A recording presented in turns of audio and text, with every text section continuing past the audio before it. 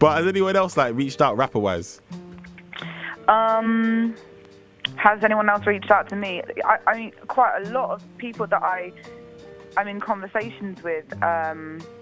But, you know, I've worked with 3 incredible rappers that would be like my ultimate choice. You know, I've worked with Giggs now, Bonkers and Eric R. Elliott, and the other Flatbush Zombies boys, Meech and Juice. Shout out to them because they've got an album coming out in 4 days. And it's huge, and those boys are very inspiring.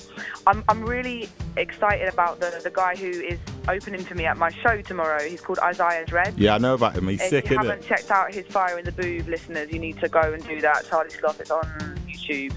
And it's just 7 minutes of pure fire. It is just ridiculous. Like, this boy is 17 years old and he is just tearing up the game. So, yeah, I might hop on a track with him actually, because I just think that he's very talented. You know what? I'm waiting for Kendrick to call, innit? So.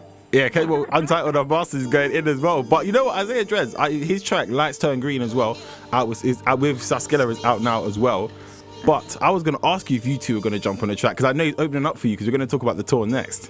So that's pretty cool. But yes, tomorrow, Wednesday the 9th of March, you are doing your show at Hoxton Bar and Grill. How are you feeling about that? I'm really excited. I feel strangely peaceful about it. Normally before a show I'm like running around freaking out, but I just have had some great rehearsals with my band. Yeah. And they are amazing. My backing singers are incredible. I've been with these girls for a long time, and it just feels like a unit, and we're very close. The music has come to life, and I'm playing some music from my album, which doesn't exist yet but might exist. And yeah, a few covers, and I just feel like the space is lovely. I really, really like Hoxton Bar Kitchen. I think it's a wicked space. I've seen some great gigs there, so I'm really excited. For me, the live performance element of being an artist is the epitome of why we do this. You know, we spend all those hours in the studio, we spend all that time working on our visuals, our music videos, our styling, you know, our persona, our confidence, and it all comes together in that 45-minute set where you truly get to translate what you're about to an audience that is right in front of you. There's nothing like it. And for me, that's why I do everything, because the most intense and transformative experiences I've had in my life have been at live gigs. Just to name a few, like Shaka Khan, when I saw her for the first time. Crazy. It was like going to church for the first time. Yeah, it was crazy. Kendrick, I saw him last year play for the first time. That was mad. Drake, incredible. It's like you love these artists, you listen to them all your life, then you see them live and then you're like, oh, wow. It's another level. That is some godness coming through them. Yeah, so I think that to have the opportunity to play live is the ultimate, and I can't wait to do more and more of it. But you know what? I've caught you live before, because didn't you warm up for Sinead Harnett a couple weeks? Yeah, I did. And I saw the energy and the vibes there, so I know that when you get kind of like that run that stage, because it's your stage tomorrow, I know it's going to be live. Oh, thanks, man. I'm really gassed. You should be. That's the big. So with all your music, it's really well thought through, really well produced and that. So I wanted to ask you, where do you go to write your music though? Like, is there any go-to spots? No. Sometimes a song can come to me, like, and I know this sounds really cliche, but like on the tube or like on the bus, and it's really cringe because I have to get out my phone. I'm like looking around, like there's a couple of grannies at the front or whatever, a couple of school kids, and I'm there on my phone like singing melodies down and lyrics. I'm just like, oh, you know, trying to keep it on the subtle. But yeah, I know, you never really know when it's going to come. But for me, I'm all about the collaboration. You know, I spent my 4 years at uni. Yeah. In a practice room, by a piano, on my own, writing music, you know, and I studied contemporary classical composition, so I did like some heavy-duty kind of serious music that took a lot out of me, and it was very solitary. So now that I've been given permission to make songs, you know, with lyrics and with real human subjects, I just want to collaborate. So I'm all about that studio setup, you know, and other people there, the more the merrier. So, you know, that's really the way that I like to write music. See, there's a really big thought process behind that. That's really cool. But melodies on the bus, that's a smart way of doing it, you know, because sometimes you could be like, I'm just singing a tune though, you know? yeah. I like that. Just styling it out. You can tell if someone's like tapping you on the shoulder, be like, "Excuse me, can you not sing? You better don't at me, please." And then sing down the phone again. That's how. So with all this UK-US collaborations right now, do you think that there should be any US singers that should come and like help co-sign some of the British singers in the UK? Wow, that would be very cool. Why isn't that happening? That's why I want to know from the artist perspective, because I'm looking at it and I'm thinking there's always rappers coming through, Drake, you got Drake and Skepta. Yeah. But there's no American singers that want to come through and like help. Right. Yeah. Right. Where's Lady Gaga at? Like repping some of our singers, or I can't think of anyone else. She's on American Horror Show at the moment. She's winning Academy Awards.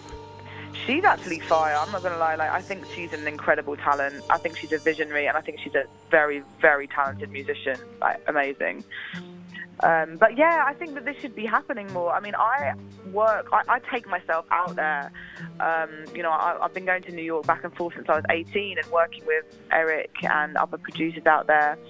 But I've recently just got back from an LA trip where I have been writing with one of my biggest influences, like, of my whole life, a songwriter called Linda Perry. Okay. She wrote Get This Party Started for Pink. She wrote You Are Beautiful for Christina Aguilera.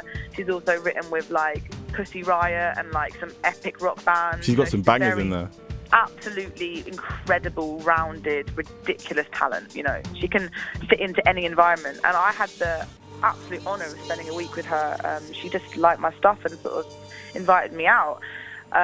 It was amazing, and I felt like this is really an environment that I can explore who I am, but with a guidance and with a figure that kind of is so experienced in writing in this commercial realm, but also whilst holding on to your integrity as an individual. It was very transformative for me. So I feel like there's a lot to be said for that whole scene out in America, and it's just very beautiful that they're supporting UK artists. But I do think, having singers supporting other singers would be very cool. Let's hope they reach. I think, though, with the whole like grime thing that like Drake's supporting, and we've been doing grime for a long time, and America's just clocking it. And I think that it's like a hot thing right now, where there's singer-songwriters and pop music and R&B. It's like it's not hot to America. It's not fresh, whereas grime is. So I kind of get why that's popping off massively. Out in LA, like there was a lot of UK grime music on the radio, but you didn't hear any UK singers on the radio apart from like Sam Smith. Do you know what I mean? And all blessed to him because he's talented, but I think it's because it's like an alien thing for them right now. Yeah, but a lot of people do singing and rapping kind of together now. It's kind of it's like a hybrid. You can't be one without the other. But I think they do need to co-sign more singers as a whole. Like just this is a straight singer, not like just Sam Smith or Ed Sheeran. Because them. Exactly. Oh my gosh. Yes. Trust me. 100%. The wavelength is there, I'm telling you. But final question: what is your plan for 2016? Oh wow! I don't even know what my plan is for tonight. No, I mean the vague plan is to put out as much music as I can this year without any fear and without holding on to the way it gets received. And my plan is to play a lot of shows. So that's really the focus this year. It's getting out on the road, playing shows and connecting with audiences all over, really. And to collaborate with some exciting and refreshing producers and writers and artists. That is crazy. That is mad. I'm sure that we'll be hearing a lot more from you this year as well. I hope so. And tomorrow is your track of the day on my show as well. So yay! I'm gonna bang it out. I'm gonna might have to reload it a couple times as well. Okay. Thank you so much for your support. It means a lot, and it's been great chatting with you. Yeah, thank you. Same as well. I was just about to say, it's been fantastic chatting to you, learning a whole new. It's always nice to speak to people and get a different perspective on things as well, because you hear the music, and sometimes you never get to speak to the person about it. It's important for the artist to speak up about who they are and what they're about. And you're setting levels right there as well. Thank you. I appreciate that. I appreciate that space. Thank you. No worries. All right, thank you for chatting to me today. I'm going to end it there because I know we both got busy schedules. You more so than me. Thank you so much.